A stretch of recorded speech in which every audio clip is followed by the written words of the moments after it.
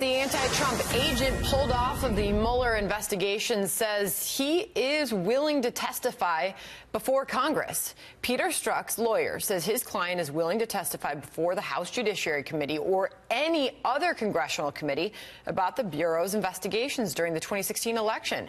And this, of course, is coming after the president blasted Strzok on Twitter over the weekend, saying yesterday, why was the FBI's sick loser Peter Strzok working on the totally discredited Mueller team of 13 angry and conflicted Democrats when Strzok was giving crooked Hillary a free pass, yet telling his lover, lawyer Lisa Page, that will stop Trump from becoming president?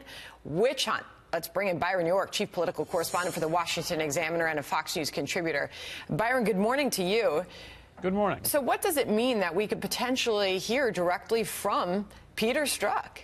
What a difference an IG report makes. Members of Congress have been trying to hear from Strzok for a long time. The first public reports of Strzok being demoted because of his anti-Trump text, that was back in December of 2017.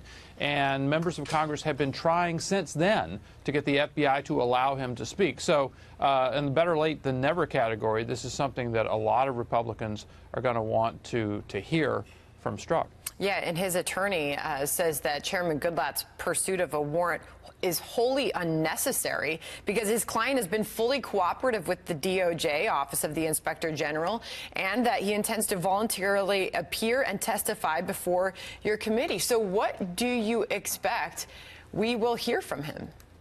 Well, I think the thing that members of Congress are going to want to find out is certainly there's just no question of the bias in the text that we saw between Strzok and Lisa Page when he said that we will stop Trump from being president. That's a big deal.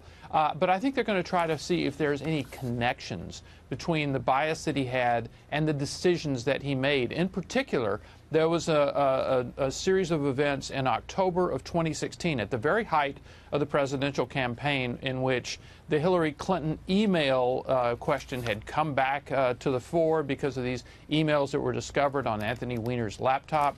And then the Trump-Russia investigation was still going on, and Strzok decided he had to keep going with Trump-Russia and did not want to touch the Hillary email campaign. Was that because the Hillary email issue, was that because he didn't want to disrupt the campaign? What was that because of? If you notice in the Inspector General report, that is the one thing where the Inspector General said we cannot conclude that there was no bias in that decision. So the president took a step further, Byron, in this Twitter storm over the weekend, saying the highest level of bias I've ever witnessed in any law enforcement officer, quoting Trey Gowdy, who you just heard from on the FBI's own Peter Strzok, said the president. Also remember that they all worked for Slippery James Comey and that Comey is best friends with Robert Mueller. A really sick deal, isn't it? So you just wonder what this all means.